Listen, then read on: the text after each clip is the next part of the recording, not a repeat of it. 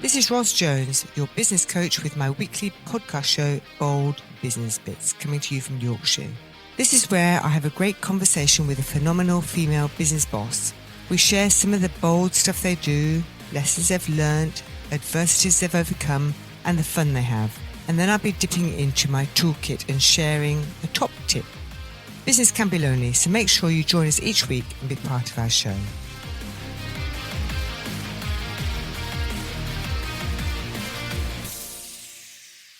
So hello and welcome. This is Ros Jones of Bold Business Bits podcast show. And today I'm really delighted to be joined by Clare Cutler Casey in the fantastic surround of Howsham Mill. Hello, Clare. Welcome. Morning. So today we are social distancing outside, having our conversation here in this beautiful part of North Yorkshire. So Clare, how did you come to be in North Yorkshire? I moved up to North Yorkshire about 9 years ago. Had a serious car accident, lost my memory. Wow. Fortunately, a job came up here and I thought actually it's probably easier to go and learn somewhere new than to try and remember where I was. Wow. So as part of the reconditioning and getting my memory back, I ended up in Yorkshire. And what a fabulous turn of fate that was. That's amazing. Wow. And we were talking earlier about the twists and turns of fate and things. So what massive change in your life has happened since you decided to stay here? Well, everything, really. I came up here with a job. That sort of ended, as things do. And I thought, well, actually, I've done all this training because I trained to be a traditional medicine practitioner about 15 years ago. And I thought, oh, let's do this and set out on my own and really haven't looked back since, to be honest. That's amazing. So it's obviously meant to be. I think so. Yeah.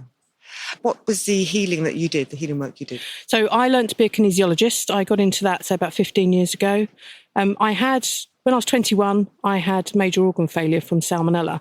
Wow. And that meant that I couldn't access conventional medicine. I couldn't take tablets and those sorts of things. So I was very ill. And how did you get salmonella? I got it from eating a poorly cooked chicken on a weekend trip to Belgium. Wow. So then I had to look for another way to heal. And through various routes, I was introduced to kinesiology and it literally changed my life. I got my life back. Tell us about kinesiology. How does it work? It listens to your body and your system and gives your system a chance to enter the conversation. So rather than having to second guess what's happening, kinesiology uses a process called muscle testing, which is a biofeedback mechanism. So you can ask your system a question and give it the opportunity to give you some direction, some answers. So then you know if you're on the right track and how to get on the right track. Wow. That sounds very powerful. So, and that's, you turn that into a business? Absolutely. Yeah. But I guess, does that involve touch? Is that something that you can carry on with now? I work remotely with people online. The sort of foundation training for kinesiology is called Touch for Health. So it's a very interactive process. So I could do with social distancing and masks and gloves and all of that. We could work together, but that doesn't work for me. Yeah. That's too uncomfortable and messy. And, there's obviously an inherent danger in being close to people at the moment. Yeah. So I've taken all of my business online and I work with people remotely using kinesiology online. Brilliant. And has there been a sort of a rise in awareness of this body-mind connection? Have you noticed during this time? Not just in this time. I think people were getting more and more aware of the fact that how they thought affected how they felt and how they felt conversely affected how they thought. And that kind of, it's almost perceived as a vicious cycle. But if you can step in, acknowledge the cycle and change it, then everything is up for grabs, really. The change is profound that can happen. Amazing. I actually happen to know that you've got other skills that you've managed to adapt into other areas of business in this time. Mm-hmm. Can you tell us more about that? Yeah, absolutely. I work a lot on Zoom. That's the platform that I use. And I had been working on it for 4 years, doing workshops for people all over the world. So when COVID and first UK lockdown hit, I thought, well, this is a no-brainer for me. So I started taking my things online and I did an online healing festival with lots of other practitioners. And I thought, well, actually, there's lots of people out there who could take their businesses online, A, if they had the skill, and B, if they had the support and the courage. So I've added an extra arm to my business, which is training other people how to take their businesses or aspects of their business online using the Zoom platform. So it's still very interactive. And so you mentioned courage there. This is sort of like the strangest time for all of us, isn't it? And I've noticed some people have just been a bit withdrawn and waiting for this to end. And some people have had to absolutely get out of their comfort zone and do something different. And that does take a lot of courage, doesn't it? Absolutely. And so what kind of, just a bit more detail about the skills that if you don't mind sharing, just other people might be interested, quite frankly. What other things in particular do you teach people in order to get them online? What do they need to have more of, learn more of? Well, one of the things that I've created is a thing called a Zoom storm, which is an idea cloud. So we get together with 6 other people, and you'll know this, Ros, it's always easier to have ideas about somebody else's business than it is about your own. Exactly. So 6 of us get together in a Zoom meeting, talk about your business, and other people say, oh, you could do this, you could try this, how about trying this?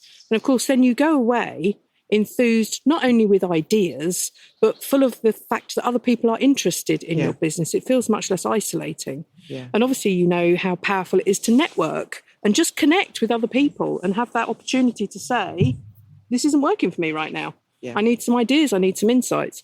And it's very easy to get stuck in a rut. So by teaching people how to use all of the functionality of Zoom, I literally see people's faces light up. Oh, I could do this, I could do that. Yeah. And understanding how they can translate their businesses. And let's not forget, these are people who have already taken a very courageous step of starting their own business in the first place. Yeah. You know, these people aren't sitting there hiding behind anything. They're just a bit scuppered by, I was going to do it this way. How do I do it a different way? So it is the courage to change, but not necessarily the courage to start. They did that. They've done that already. Yeah, that's right. It's very empowering what you do then, I'm guessing. Hugely. So how do people find out about more of your Zoom storm or getting in touch with you about getting their business online? Claire? Well, I keep everything simple. I do everything under Clare Cutler Casey. So my website address is clarecutlercasey.com. Funnily enough, I didn't have to fight for that name. And everything's on there, really. Well, we'll have to encourage people to go on there and find out more. So, and what else in terms of the online stuff do you do? I also offer energy workshops. So I teach people aspects of how to take care of themselves, how to better understand what is happening for them and where that comes from. And I've just launched a new workshop, which is about teaching people how to do self-testing. So kinesiology uses muscle testing, which traditionally has 2 people involved. In this time, we can't do that. Mm-hmm. So teaching people the protocols and the processes and the do's and don'ts of self-testing, to me, it's a natural progression. It's saying you want to take care of yourself. You want to have some better conversation with your body and with your system. Why not learn this? And then on the back of that, of my journey, really, I've also written a book. So I spent 2 years. It wasn't a quick fix, to be fair. I spent 2 years writing a book, and it was due to be published in July. Obviously, because of coronavirus, it's all got pushed back a bit. But that's now published and out in the world. And that's called How to Live Deliberately. How to Live Deliberately. Absolutely. Yeah, good. And that is about empowering people to make choices to live authentically. So to live in a way that works for them. To question their beliefs, their behaviours, the way that they do things, and say, does this work for me? Yeah. Or am I doing this because it's how I've been told, it's what I've learned, or because I've only ever done it that way? Yeah. And of course, once you help people to explore that, then they go like a shot out of a gun, you know. Yeah. And people are having amazing ideas, not only about how to take better care of themselves, but also about how to be different in the world and how to create the new normal. Because I think a lot of people are expecting that the new normal will just happen. Yeah. But it will take the pioneers to turn around and say, well, actually, this is what the new normal looks like now. Yeah. And then people can follow that and really get on board with that. Yeah. So your book, so congratulations. So thank you.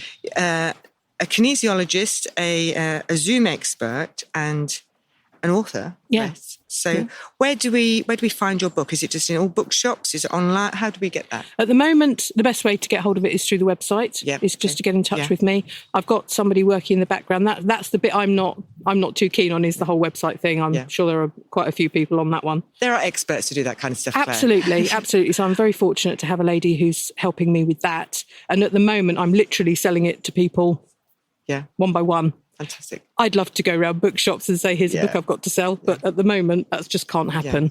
So just using the usual channels, really. Yeah. It sounds a critical book to have. Fabulous. And so what's next for you, Claire? More of the same, I think, developing more things. I also work for a women's charity in York, helping to extend their reach and reduce isolation and vulnerability for women who are feeling that. And obviously at the moment that's heightened. So it's just more of the same, really. I'm developing a new suite of business training, which is around skills that I developed because I worked before all of this. I worked in reinsurance. So I worked in Lloyd's of London, which is one of the biggest reinsurance houses in the world. Yeah. And I had to develop a lot of skills around doing that. So things like negotiation, communication, business resilience, delegation, all those sorts of things. And again, I want to share those with people they could be in big business, they could be in their own businesses. It matters not to me. But these are the sorts of skills that people feel you've either got or you haven't, but they are very learnable if you are taught them in a way that is accessible. Yeah. So that's my next hit, really, is to get those workshops out as well. So I love this. It's like everything that you've learned in your life, you're just taking the best bits of it and just passing it on to other people to help other people. Absolutely. And that's what I've always done. Yeah. I think you're such a powerful example, Claire, of finding your purpose in life, really. Thank you. It's to help each other, isn't it, really? I think so. And I know people feel that sometimes competition is king. And I think, well, yeah, but collaboration is queen. Yeah. And where we work together, you and I work in similar fields. Yeah. But I couldn't work with every single person on the planet, and neither could you. It would absolutely destroy us and our businesses. So knowing that I can refer someone to someone else if it doesn't work for us together, or there's closer, or there's just a different medium that they choose to work in, to me is really, really powerful because it is about collaborating and sharing and building really solid foundations that people can then springboard from rather than feeling that they have to go down a certain route. Yeah. And, entrepreneurs, micro businesses, that's always been what it's about. It's about finding new ways to do things. Yeah. What would be your advice then, Claire? There's lots of people right now maybe being made redundant, losing their jobs and deciding to set up their business by themselves. What would be your sort of number one piece of advice to those people, do you think? I've thought about this a lot. And I'm not saying it's easy, but what I would say is make deliberate choices. Yes. Try to stand back and say, okay, I am the master of this ship. It doesn't feel like it right now, but actually I am. What choices can I make that will help me to progress? Not necessarily to get to the end point. We can't always see what the end point is. But get involved in your own situation and say, okay, what choices can I make now that are conscious choices that will help me to move beyond the moment that I'm in right now, particularly if it's a struggle. Yeah. That's great advice. And I hear what you're saying there. It's about making conscious choices. So lots of time, and I've been very guilty of this, it feels like a conscious choice, but actually when it's sort of starting not to feel so good, you realise it's not meant to be. Do you have some advice about helping people make conscious choices rather than perhaps doing what everybody else is doing or having pressure put on them to do things in a certain way? How do we make conscious choices? I know we need to read your book, but give us a tip now. We make them patiently. So we avoid the knee-jerk.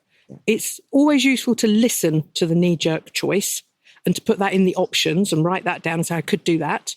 And then sleep on it and say, wake up in the morning, say, yep, I could do that. Put your hands on your heart and connect with yourself and ask yourself the question, what do I want to do? What do I want out of this? And then give your system time, breathe, take a moment. If you give yourself a week to make choices, you will make much better choices because you aren't knee-jerking. Yeah. It's a thing I do when I go shopping. If there's something I want, I'll go to the shops and I'll look, and then I'll wait 3 days. If after 3 days one of those things is still nagging me, I'll go and buy it. If I've forgotten about all of the things that I saw, then I know that they weren't the things for me. Yeah. And we don't live in a society of space and time, and we live in a very almost immediate fulfillment. I have to have it and I have to have it now. And the thing with making quality choices is allowing yourself the time, the space and the wiggle room for other ideas to come in. As soon as you've written down a whole load of choices and emptied your head, then a whole load more will come. And it's usually, as Terry Pratchett used to say, it's usually the second and third thoughts are the ones that we really get the gems from. Yeah. I love that. I think one of the things, so I've been in business a while now, and one of the things that it took me a long time to learn, I said it, you can say these things, but actually doing it is different. I remember saying I was a few months into my business, and I remember saying to my business coach that I was learning patience because I was a very impatient person. I wanted results now. Absolutely. And a lot of us are very results driven, aren't we? And I think also when you set up your business, you need to provide, you want to prove to people that it's working. All those things can help make you become more impatient maybe than you even used to. But I think saying that, I think it was still a couple of years after that then I realised how crucial patience is and listening to your inner voice, if you like. Absolutely. So, yeah, I like that. So patience, you need patience to make deliberate choices. And entering into that review process.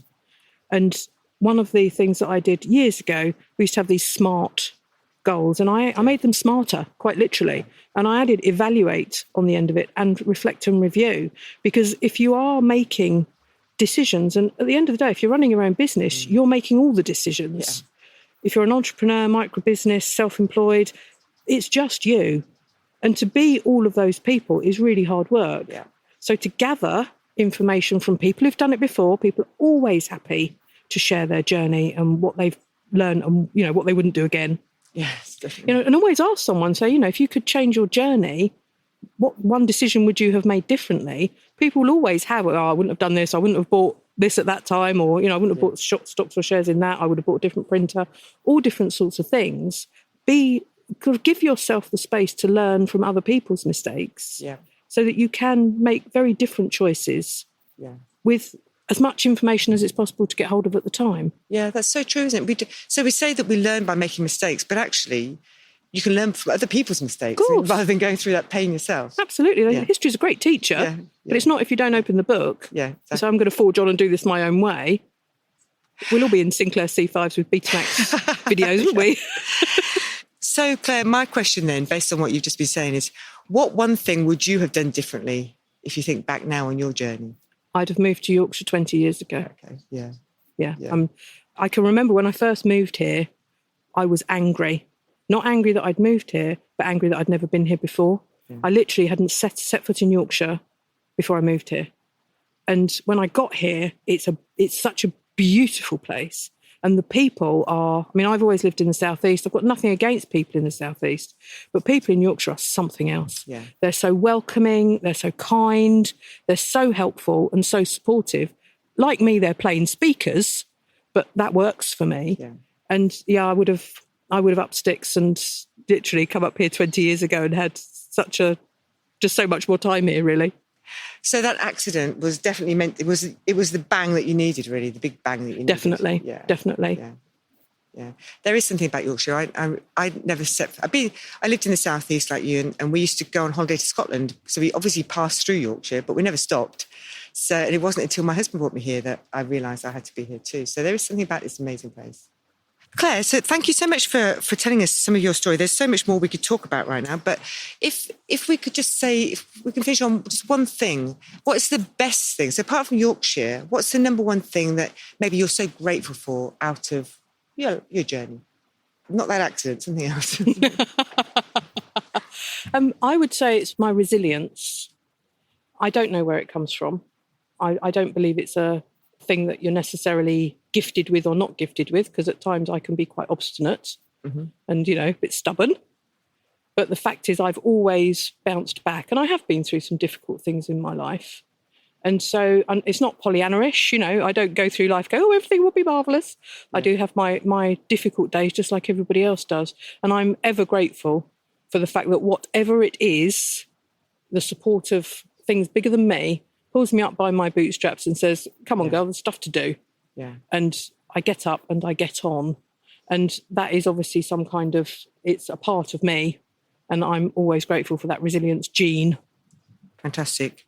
It shines through you, actually, Claire. And it's just fantastic to listen to this journey about, the Healing Hut business that you have. Although you've still got it, how you've just managed to use that resilience to adapt and flex to help people in these times with the skills that you've got, which is just awesome. Thank you. So thank you so much, Claire. And so people can go find more about you at clarecutlercasey.com. Yeah. And they'll find you things about your books, about your courses, everything on there. Absolutely. And there's loads of blogs on there about me and my journey as well. Fantastic. So that's definitely the place to be. Thanks so much, Claire. Thanks, Ros. In our conversation, Claire spoke about the importance of resilience in her life, especially at this time. Her ability to bounce back and get up and get on with things. Not everybody has this inbuilt ability to be resilient, so I thought I'd share here 10 tips I found on how to build resilience. Number 1 is make connections. And Claire spoke about the importance to her of being part of networks, so her Zoom storm, for example. Good relationships with close family members, friends or others are important. Accepting help and support from those who care about you and will listen to you strengthens resilience. Some people find that being active in groups is really important in reclaiming hope, and helping others in their time of need also can benefit the helper. Number 2, avoid seeing crises as insurmountable problems.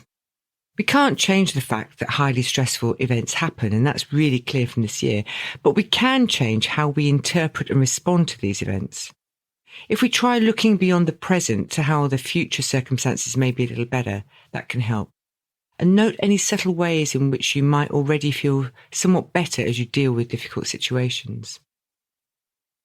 This year, although it's been a challenging time, so many people have noticed the opportunities that have arisen through this time. Number 3, accept that change is a part of living. This too shall pass. We have ups and we have downs. It's a natural flow of life. Certain goals may no longer be attainable as a result of situations. If we accept circumstances cannot be changed, it can help us focus on circumstances that can be changed. Number 4 is move towards your goals. Develop some realistic goals. Do something regularly, even if it seems like a small accomplishment, that helps you to move towards your goals. So instead of focusing on tasks that seem unachievable, try asking yourself, what's the one thing I know I can accomplish today that helps me move in the direction I want to go? Number 5, take decisive actions. So act on adverse situations as much as you can. Take decisive actions rather than detaching completely from problems and stresses and wishing they would just go away. Number 6, we can look for opportunities for self-development, self-discovery. We often learn something about ourselves and may find that we've grown in some respect as a result of our struggle with loss.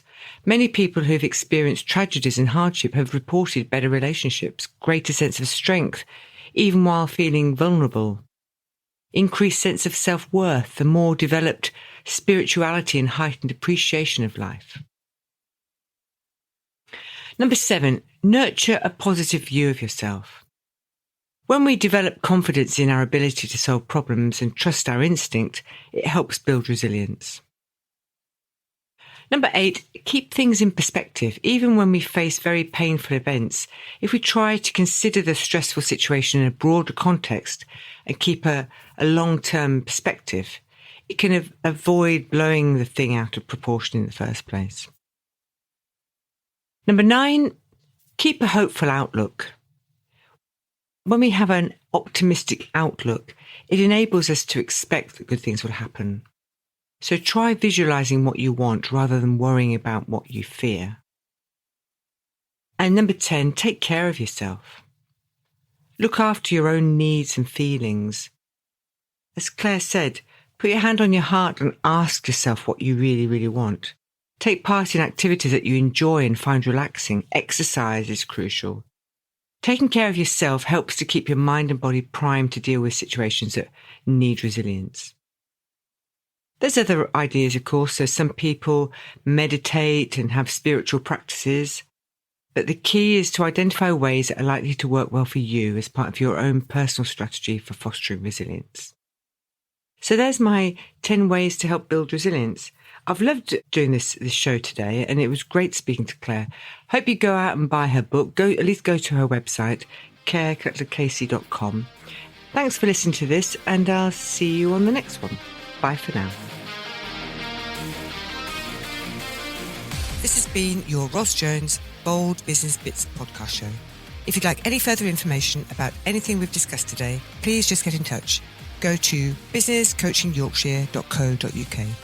Please join me again next week when I'll be speaking with another phenomenal female business boss with bold business bits. And remember to subscribe to my show. Thanks for listening.